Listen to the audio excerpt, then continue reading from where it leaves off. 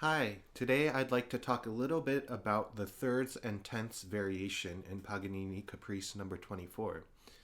This is a caprice that I've studied at length and I thought I might have some good tips to share.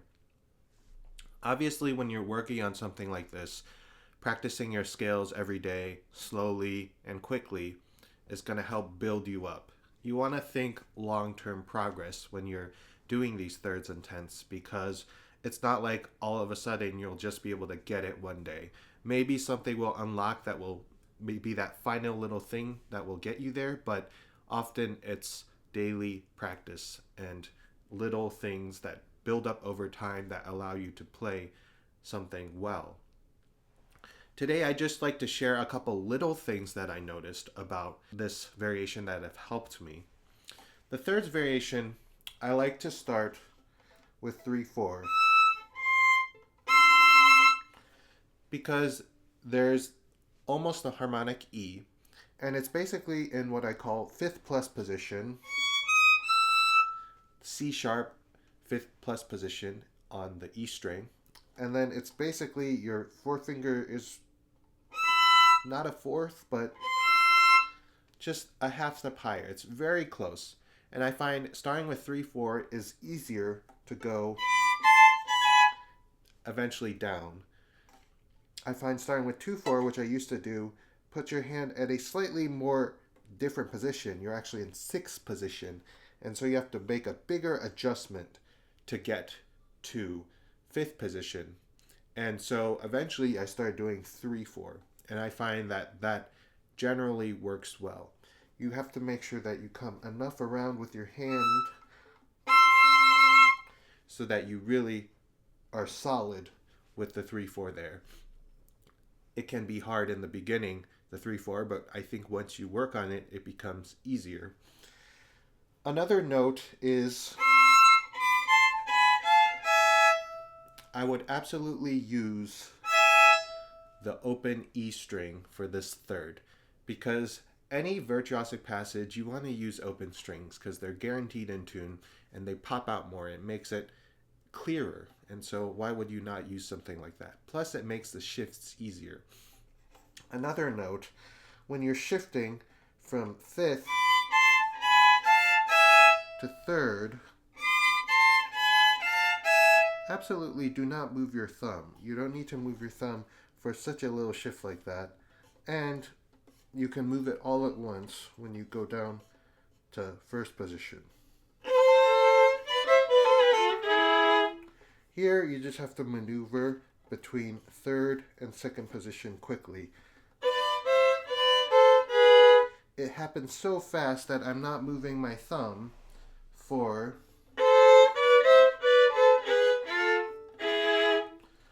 that can happen basically all within third position for the thumb because it happens so fast.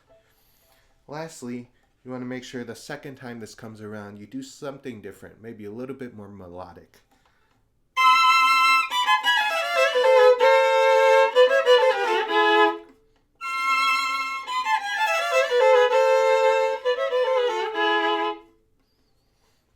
Okay, now we're going to the tenths.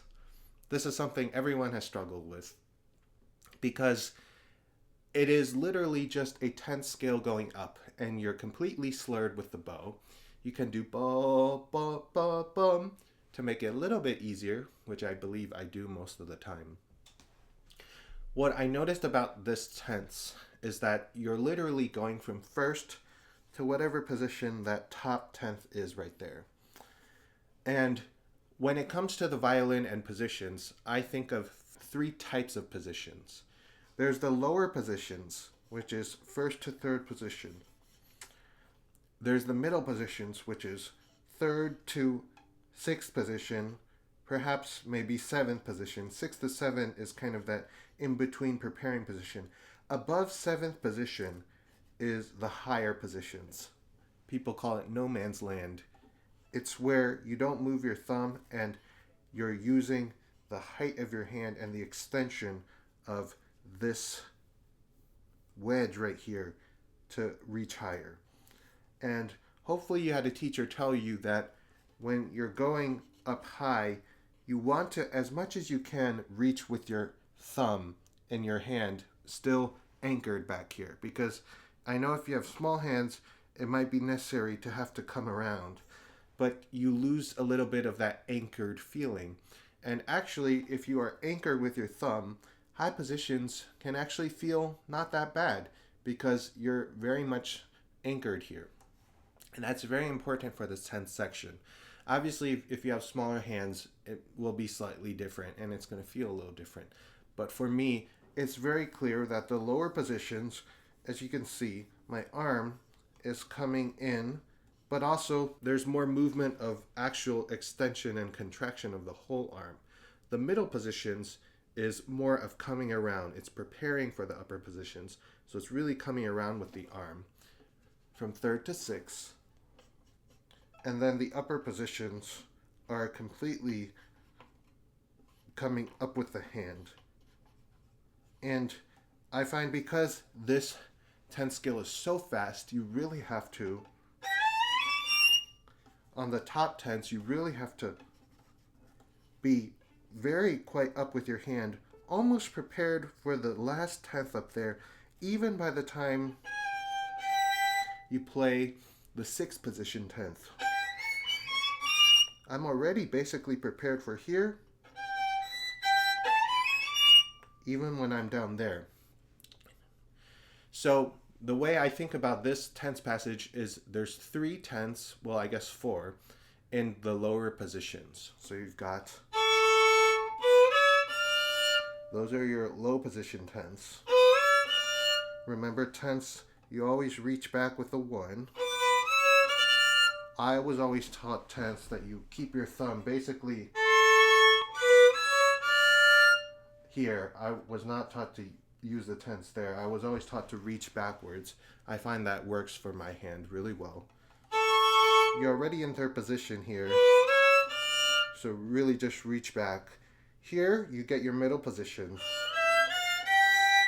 There is you really come around with your arm. Now here is when you prepare for the upper positions and you really have to come up with your arm.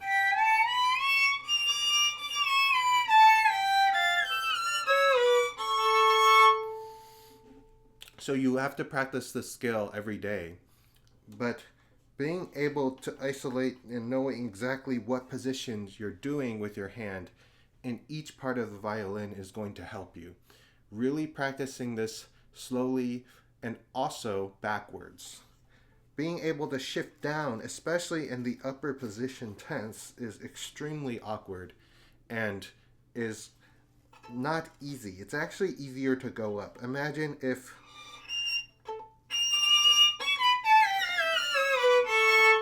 the scale was coming down like that.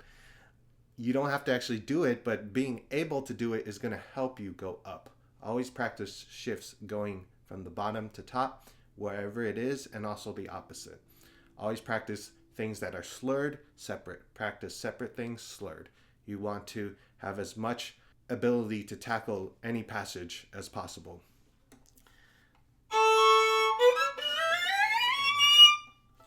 As you noticed just then, I didn't pay so much attention to the connectedness of the bow, and I paid more attention to the left hand.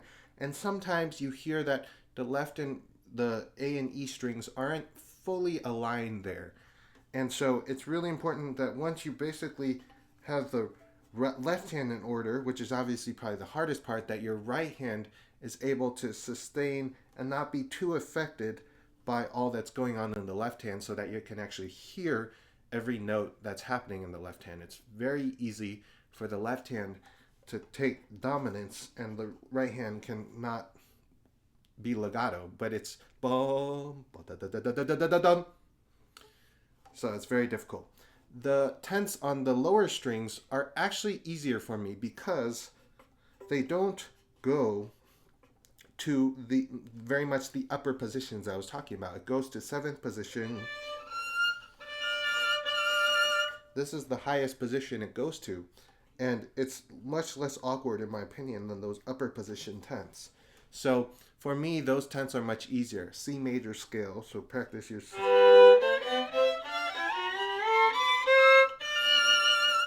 practice your C major scale tense right there. So I'm just going to demonstrate the passage one last time.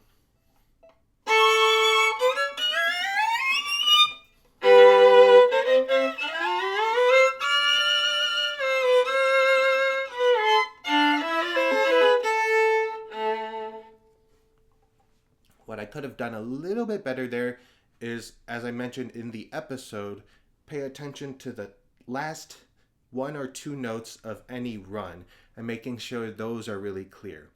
I had really good tense on the way up, but the last two I could have made sure a little bit better the bow and making sure that it really gets that contact there. I'm going to demonstrate it one more time, and I'm going to pay more attention to that. As you can see there, I saved more bow for that last tenth, and it created a better effect overall. So I hope this little in-depth tutorial on this very, very difficult variation was helpful.